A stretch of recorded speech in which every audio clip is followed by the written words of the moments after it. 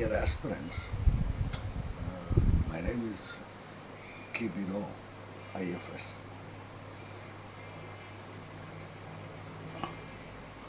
I have decided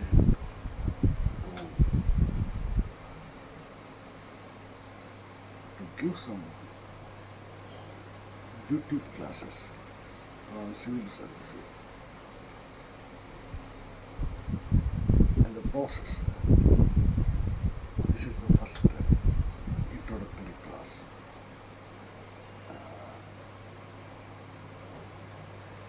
The aspirants, as you know very well, this examination requires tedious work and it requires a sort of perseverance. Not only that, a high degree of concentration and minimum of 8 to 10 hours continuous study. These are the minimum requirements.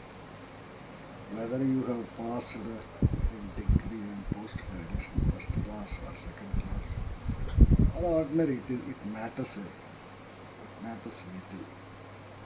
It all depends on how much of hard work you put in for this examination is what matters. As I know, most of the students face difficulty in selecting books and also selecting optional. Let me introduce the examination pattern to you. It is like this. There are 3 steps in this examination. First one is preliminary. The next step is mains. Third step is interview. Of course, for getting rank and getting into the services, it is the main which is very important. As the marks of the main is taken into consideration for calling for the interview. The preliminary examination is to screen the students or screen the aspirants to the civil services. Preliminary is, of course, in olden days it used to be based on some facts, figures, some sort of factual oriented questions used to come. These days, UPSC has changed the examination pattern. It is now has become very toughest step. Passing preliminary is the toughest step. It is slightly easier to pass the main examination because there you have what is known as a limited type of reading the notes, preparing the notes, reading the notes, and then memorizing those notes, analyzing those aspects which we study. And then there is something control on main examination. Whereas in preliminary, there is no, anything can be asked. That is the vastness of the preliminary. Then, first thing we should know that we are jumping into a competition which is extraordinary, for which we need strong determination. And then we should not feel that it is too tough, too tiresome, or too much of subject is there. You should not feel. If you feel like that, it is better not to enter into it. Last thing is, as I know, if a student feels that it is possible to get, and it is easy to read. It is easy to make yourself familiar with those things, and also learning the knowledge. If you think that it is a knowledge gaining, if you think that it is empowering us, then we are doing for our own sake. Probably you may not feel it. If you think it is difficult, it is difficult. If you think it is manageable, it is manageable. So therefore, one has to decide before jumping into it that I can do. I have the perseverance, I have the concentration, I have wherewithal. Then when you think like that, then next step is, what are the books which are to be referred to this preliminary and main examination? That has to be very cautiously selected, because the reference books or the study books are supposed to decide our fate. Therefore, we have to choose a standard most book in all subjects, because in preliminary it is Indian history, then you have Indian polity, you have Indian geography and Indian economy, and then environment and forests, and you have miscellaneous aspects like so many things, current affairs also. What is to be done is, for every subject there is one or two standard books, particularly NCERT, old NCERT, preferably old NCERT.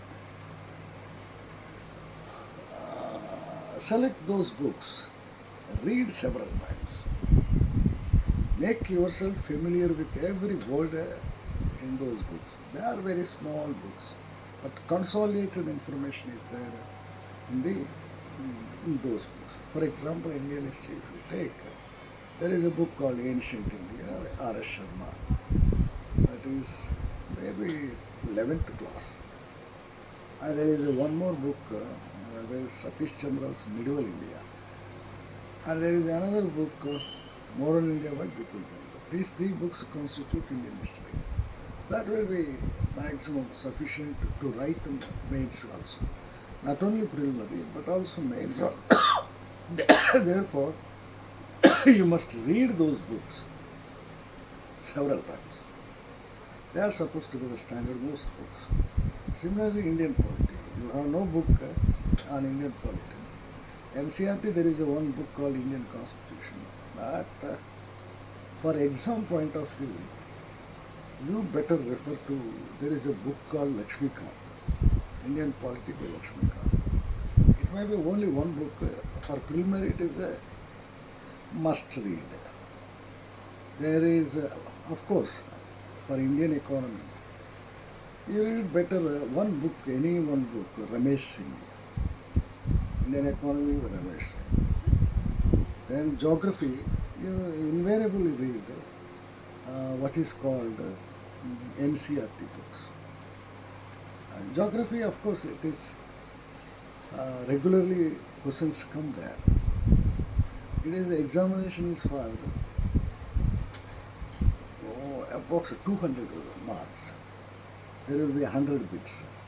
First preliminary. You must get, if he is a general candidate, you must get right around 100 bits. No, 100, not 100 bits, 50 bits, 50 to 60 bits, 55. Then reservation candidates, of course, they can get around 45, 50 or something like that. To get those things, it is not that easy. Unless there are 4 basic pillars. That is history, polity, Indian history, polity, and then geography and so-called economy. These 4 pillars, if you take, you get around 60 questions. Then 40 questions will be approximately around 15 questions on environment and forest, and then remaining miscellaneous. That is, you may get from general science, you may get from so-called the advanced sciences like nuclear physics, artificial intelligence, space technology. You may get some questions, 4 or 5 questions. So we have to get familiarized with those things. There are books, but select only one book. Read thoroughly the book. Then don't select too many books and don't read. Spread your concentration all the books. There's no use at all. Read one book, but thoroughly read that book. Each sentence you have to read and understand. Here, every book will have its own terminology. For example, history. If you take history, history has its own terminology. If you take polity, polity has its own terminology. Geography also, it has its own terminology. You cannot call it as a jargon, but they are subject-specific words. To familiarize those words, you need at least 6 months to read and familiarize that subject. In preliminary, you don't require to make any notes. You read and underline each point several times. Use several pens. If it is so important, use red pen. If it is next important, use green pen. If it is third important, use yellow color. Likewise, you underline them, read them. It's very simple. When you visit that particular, whatever you have read, visit several times, it gets into sit in the mind, sit in your brain. So you will never forget. But you can easily solve such questions because the questions are coming in an analytical manner. And thorough information is required for everything. You don't think that only in one particular thing 2 or 3 points you remember and then forget about others. No. For every small thing, you need to know the entire thing, and not only that. One must be particularly in the general studies, one must be a jack of all and master of none. So therefore, you must know the entire syllabus and whatever is possible, but don't go deep into that particular thing, general studies particularly. So therefore, my humble request to you is choose the better book, and also while selecting it, read standard most books which I have already told you. Then with regard to the mains, the mains is supposed to be is a concentrated effort. That is, when you have read for preliminary, you read extensively. But for main, read concentrated with limited, concentrated, limited. That is, you have to make your own notes, or you get join some coaching center. They will provide you. They will make at least 60% of your hard work. They will make notes and they will explain. Then later on, you read that. As I normally tell, that this examination requires at least minimum 2 years. 1 year to thoroughly prepare and familiarize all the terminology and etc. Second year, making notes and reading that notes several times. Don't divide preliminary come main, because it is preliminary and main, but you are reading for mains. Preliminary is only a hurdle. That hurdle, once you pass it, you will not have time to read for mains if you separate it out. That's why read keeping the mains in mind. Then in the mains, choosing the optional is very important. What optional has to be chosen? For which what I suggest you is, normally your parent subject, that means degree, if you have read in arts subjects, it is easy to choose political science. What are the subjects in trend also we should know. That is mostly in Indian Political Science and International Affairs, IPR. And then you have Indian History also, that is second option. You have Public Administration, you have Sociology, you have Anthropology, which is normally taken by all the students, even engineering students also, a general subject. And then you have similarly Geography is there. Likewise, there are a number of subjects. First consideration is, do we have sufficient reference books available? Do we have notes, prepared notes available? Do you have the teachers who can guide you? And do you have interest in that subject? Don't listen by your seniors or superior friends or that this subject is good, that subject. But the thing is that whether you have interest or not, that is you must decide yourself. That is possible only if one of the subject is your parent subject, there is no problem. Most of the students appearing for this examination nowadays happens to be engineers. Therefore, they are required to take some social subject. I mean, humanities, or you can say social studies. Mostly nowadays trending for engineers is anthropology, or else public administration, or else there are some people who are choosing even sociology also, political science also. So therefore, choose an optional which is supposed to be very, very, very important, because if you are thorough in optional, if you get around 320 marks in optional, general studies, of course, whatever you write, however much you study, it is possible only 50% maximum. I did not even see toppers also getting 50%. Therefore, there is a possibility of getting more than 60%, 65% in optional. If optional 300 and above, if somebody gets average marks of around say 450 marks in general studies, easy to get IAS exam, IAS. Because there is one more thing called, what is this called, language paper, that is English language, essay paper. Essay paper also will get you some around minimum 120 to 150. So therefore, all put together is around 900, 845, 850 to 900. You will get interview call, and there is also possibility that you may get IAS.